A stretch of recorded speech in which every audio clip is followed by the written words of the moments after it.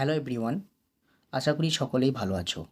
আগে আমরা দুটো ভিডিওর মাধ্যমে সিম্পল প্রেজেন্ট টেন্স সম্পর্কে সমস্ত কিছু আলোচনা করেছি। আজকের এই ভিডিওতে আমরা সিম্পল পাস্ট এবং পাস্ট ইনডিফিনাইট সম্পর্কে জানব। দেখো, সিম্পল পাস্ট টেন্সটা সিম্পল প্রেজেন্ট টেন্সের মতনই। সিম্পল প্রেজেন্ট টেন্সে আমরা কি পড়েছিলাম যে বর্তমানে কোনো ব্যক্তি বা বস্তুর গুণ বা অবস্থাকে বোঝাতে আমরা সিম্পল প্রেজেন্ট টেন্স করি। সেই একই ব্যাপার সিম্পল পাস্ট টেন্স কি হয় না, অতীতে কোনো ব্যক্তি বা বস্তুর গুণ বা অবস্থা বোঝাতে সিম্পল পাস্ট টেন্স হয়। কিন্তু আগে আমাদেরকে জানতে হবে কি না এর ফর্ম কীরকম হবে। সিম্পল পাস্ট টেন্সের ফর্ম হচ্ছে সাবজেক্ট সিঙ্গুলার না প্লুরাল তার উপর ভিত্তি করে ওয়াজ বা ওয়ার হয়।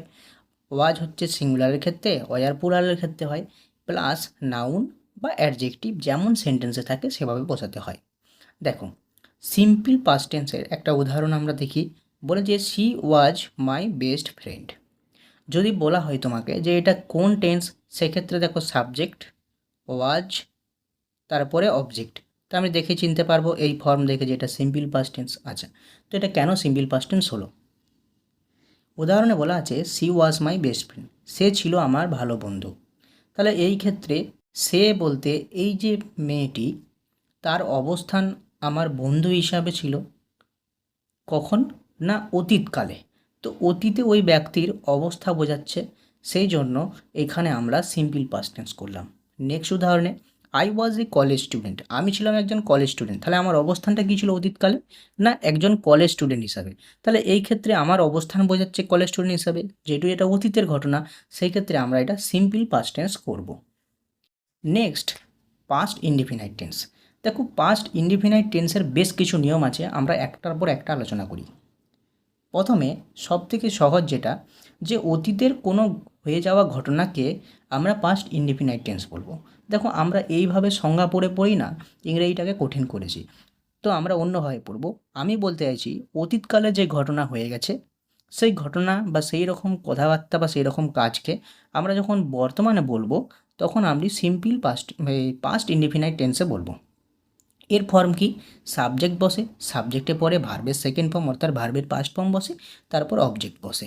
যেমন I made my friend yesterday, তাহলে গতকাল আমি আমার বন্ধুর সাথে দেখা করেছিলাম বা সাক্ষাৎ করেছিলাম। তাহলে আমার বন্ধুর সাথে সাক্ষাৎ করাটা গতকাল হয়েছিল, দিনটা পেরিয়ে গেছে, ওইটা এখন অতীতকাল। এই ধরনের ব্যাপারকে বা এই ধরনের কাজকে আমি যখন বর্তমানে বলবো, সেক্ষেত্রে কি বলবো? পাস্ট ইনডিফিনাইট টেন্সে বলবো। সেই জন্য সাবজেক্ট হয়েছে আই, এর পরে ভার্ব মিটের পাস্ট ফর্ম মেট হয়েছে, তারপর আমার অবজেক্ট বসেছে, এবং ইয়েস্টারডে এখানে adverb. Next, Rabindranath died in 1941, 1941 সালে বিশ্বগুরু রবীন্দ্রনাথ ঠাকুর তিনি মারা গিয়েছিলেন। এটা অতীতের একটা ঘটনা, সত্য ঘটনা যেটা হয়ে গেছে। সেই ক্ষেত্রে এই ধরনের ঘটনাকে বোঝাতে আমরা পাস্ট ইনডিফিনাইট টেন্সের ফর্মে ব্যবহার করেছি। তাই রবীন্দ্রনাথের পরে ডাই কথাটার পাস্ট ফর্ম ডায়েড হয়েছে, তারপর ইন 1941 যেটা অবজেক্ট হিসাবে বসেছে। পরের নিয়ম দেখা যাক। পরের নিয়ম হলো পাস্ট নিউট্রাল। এই জিনিসটা আমাকে ভালো করে বুঝতে হবে। পাস্ট নিউট্রাল বলতে কি বোঝায়? কোনো একটা কাজ যেটা পাস্টে পিরিয়ড অফ টাইমে চলেছে কাজটা, কিন্তু এখন ওটা টার্মিনেটেড হয়ে গেছে। অর্থাৎ কোনো একটা অ্যাকশন যেটা অতীতকালে অনেকটা সময় ধরে বা কিছু সময় ধরে চলেছে, কিন্তু এখন আর চলছে না, সেটা পুরোপুরিভাবে এখন টার্মিনেটেড হয়ে গেছে, সেই ক্ষেত্রেও আমি কিন্তু পাস্ট ইনডিফিনাইট টেন্স ব্যবহার করতে পারি।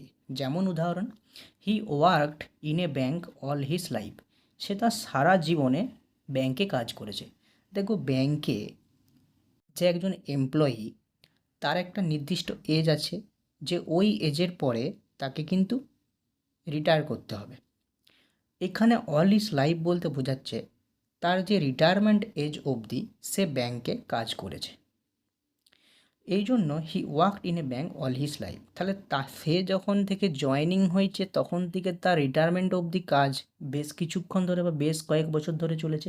It is a period of time. কিন্তু এখন সে কিন্তু আর ব্যাংকে কাজ করছে না, মেবি তার রিটায়ারমেন্ট হয়ে গেছে বা সে মারা গিয়েছে। এই ক্ষেত্রে আমরা কিন্তু সিম্পল পাস্ট টেন্স করতে পারি। Next rule, past iterative. Past ইটারেটিভটা হয় পাস্টে কোনো হ্যাবিচুয়াল অ্যাকশন বোঝাতে। কীরকম? উদাহরণ দেখে বোঝা যাক। We had lunch at 12:30 PM when we were in England. যখন আমরা ইংল্যান্ডে থাকতাম তখন আমরা দুপুরবেলায় 12:30টার সময় দুপুরের খাবার খেয়ে নিতাম। তাহলে আমরা যখন ইংল্যান্ডে থাকতাম, ইংল্যান্ডে আমাদের থাকাটা বেশ হয়তো কয়েক বছর থেকেছি বা কয়েক মাস থেকেছি বা যত দিন ধরেই আমরা থেকেছি কেন, তো জিনিসটা অনেক কিছু কিছু সময় ধরে চলেছে। তো it is a period of time.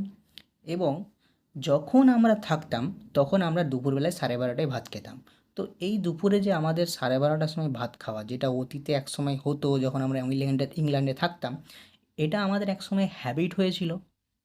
কিন্তু বর্তমানে আমাদের আর হ্যাবিটটা নেই, কারণ আমরা কিন্তু আর ইংল্যান্ডে নেই। তো অতীতে যেহেতু একটা হ্যাবিচুয়ালভাবে একটা অ্যাকশন ঘটেছে, এই ধরনের ঘটনাকে বা এই ধরনের কাজকে বোঝাতে পাস্ট ইনডেফিনাইট টেন্স ব্যবহার হয়।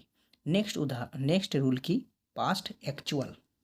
পাস্ট অ্যাকচুয়াল কী হয় না, যেই ক্ষেত্রে আমরা পাস্ট প্রোগ্রেসিভ করতে পারি না বা এক কথায় কন্টিনিউয়াস করতে পারি না।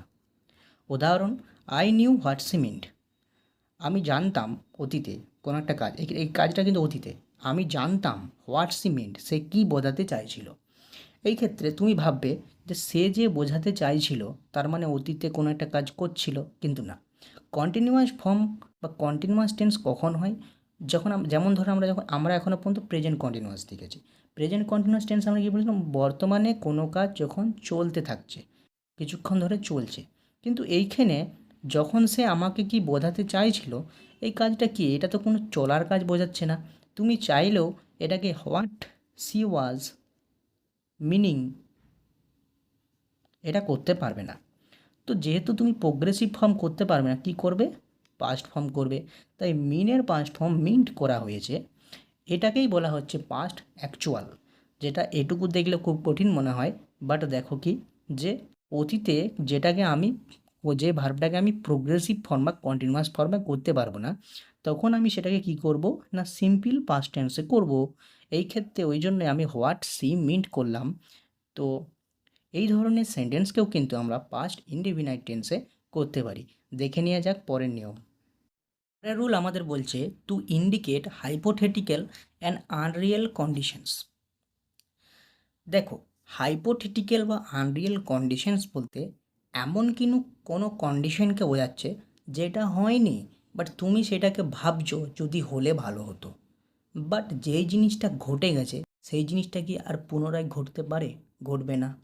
তো দিস ইজ আনরিয়েল, এটাকে অবাঞ্ছনীয় কিছু উল্টোপাল্টা ভাবনা, ইট ইজ হাইপোথেটিক্যাল। এই ধরনের কন্ডিশনকে বোঝাতেও কিন্তু পাস্ট ইনডিফিনাইট টেন্স হয়। সবসময় টেন্সকে আমরা উদাহরণ দিয়ে বুঝবো। দেখো এখানে উদাহরণ কী আছে? If you parked your car there we could keep an eye on it. যদি তুমি তোমার গাড়িটাকে ওই জায়গায় পার্ক করতে মানে রাখতে, তাহলে আমরা লক্ষ্য রাখতে পারতাম। দেখো ঘটনাটা হয়তো এরকম ঘটেছিল যে অতীতে তুমি গাড়িটা কোথাও ঘুরতে যেয়ে বা কোথাও একটা কাজে যেয়ে গাড়িটা এক জায়গায় পার্ক করেছিলে, কিন্তু তোমার গাড়িটা হঠাৎ করে চুরি হয়ে গেছে। চুরি হয়ে গেছে, কাজ মিটে গেছে, এখন কয়েক মাস পেরিয়ে গেছে। এখন একজন বলছে, দেখো দাদা, তোমার গাড়িটা চুরি হয়েছে ঠিকই, কিন্তু তুমি যদি গাড়িটা আমার দোকানের সামনে রাখতে তাহলে কিন্তু তোমার গাড়িটা চুরি হতো না, কারণ আমার দোকানের সামনে সিসিটিভি ক্যামেরা আছে, আমরা সবসময় তাকে লক্ষ্য রাখতে পারতাম, কিন্তু তোমার গাড়ি হয়ে গেছে চুরি। এখন তুমি যতই উল্টোপাল্টা আজগুবি ভাবো, it is Unreal condition, hypothetical, এই সব জিনিসকে বা এই ধরনের উল্টোপাল্টা আজগুবি ভাবনাকেও কিন্তু ফার্স্ট ইনডিফিনাইট টেন্সে বোঝানো যায়, কিন্তু যদি ঘটনাটা পাস্টে হয়ে থাকে। নেক্সট রুল কি? প্রেজেন্ট আনরিয়েলিটি। বর্তমানকালে তুমি এমন কোনো ভাবনা ভাবছো যেটা কোনো দিনই হওয়া সম্ভব নয়, অসম্ভব ব্যাপার, সেই ধরনের কথাবার্তাকেও কিন্তু আমরা পাস্ট ইনডিফিনাইট টেন্সে ব্যবহার করব। ভুল করেও তুমি কিন্তু প্রেজেন্ট টেন্সে ব্যবহার করতে পারবে না। তবে এখানে বলছে আই ওয়ার এ কিং, মানে আমি যদি রাজা হতাম। আমি তো রাজা নই, বাট আমি যদি ভাবছি আমি যদি রাজা হতাম, এই সমস্ত ভাবনা চিন্তা অবাঞ্ছনীয়। যেগুলো কোনোদিনই সম্ভব নয়। সেই জন্য এগুলোকে আমরা পাস্ট ইনডেফিনাইট টেন্সে করেছি। Next, I wish I were a bird. আমি যদি পাখি হতাম, আমি তো পাখি হতে পারবো না, কারণ আমি মানুষ। তো এই ধরনের ভাবনা চিন্তা কিন্তু উল্টো পাল্টা, তো এগুলো কখনো সম্ভব নয়। এই ক্ষেত্রে পাস্ট ইনডেফিনাইট টেন্স হয়। কিন্তু আমাদেরকে কী মনে রাখতে হবে, পরীক্ষায় এটা বারবার পড়ে, if I were a bird. এক্ষেত্রে মনে রাখবে এইখানে কিন্তু ওয়াজ হবে না, এই ক্ষেত্রে কিন্তু ওয়ার হবে। কি হবে? ওয়ার হবে। তো এখানে মনে রাখতে হবে ওয়াজের জায়গায় এটা কিন্তু ওয়ার হবে। নেক্সট দেখো, used with the phrase once upon a time. এটা খুব সহজ নিয়ম। যে কোনো গল্পের ক্ষেত্রে আমরা দেখি বেশিরভাগ গল্প শুরু হয় ওয়ান্স আপন এ টাইম দিয়ে। তো ওয়ান্স আপন এ টাইমের সাথে অবশ্যই পাস্ট ইনডিফিনাইট টেন্স হয়। তো এখানে একটা উদাহরণ দেওয়া আছে, once upon a time there lived a king who had 4 sons. একদা এক সময় একটি রাজা বাস করত যার 4টি ছেলে ছিল। পরের নিয়ম, প্রোভারবিয়াল সেন্টেন্স। প্রোভারবিয়াল সেন্টেন্সের ক্ষেত্রেও কিন্তু পাস্ট ইনডিফিনাইট টেন্স হয়ে থাকে। মানে পাস্ট ইনডিফিনাইট টেন্স আমাকে এইগুলো বলতে পারি, যেমন শেক্সপিয়ারের একটা লাইন এখানে তুলে দেওয়া হয়েছে, মেন ওয়ার ডিসিভার্স এভার। মানে মানুষ সবসময়ই ছলনা করে। এটা কিন্তু ও শেক্সপিয়ার, তুমি মনে করবে যে মানুষ তো ছলনা করে, তাহলে এটা তো একটা শতসত্য কথা, এটা তো আমি সিম্পল প্রেজেন্ট ইনডিফিনাইট টেন্সে ব্যবহার করতে পারি। বাট এই ক্ষেত্রেও কিন্তু তুমি প্রেজেন্ট এই পাস্ট ইনডিফিনাইট টেন্সেও কিন্তু এই ধরনের কথাবার্তাকে বলতে পারো। যেহেতু শেক্সপিয়ার করেছে, সেক্ষেত্রে আমরা কিন্তু না বলতে পারবো না। লাস্ট নিয়ম যেটা, it is time, it is about time, it is high time.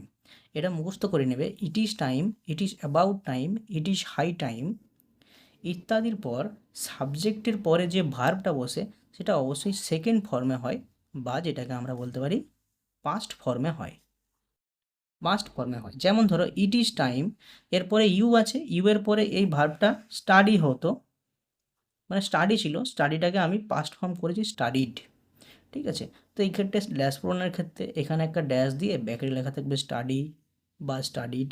তখন তোমাকে মনে রাখতে হবে যে ইট is time, it is about time বা ইট ইজ হাই টাইমের পরে ভার্বটি সেকেন্ড ফর্ম হয়, সেজন্য এখানে স্টাডি হবে না, এখানে স্টাডিড হবে।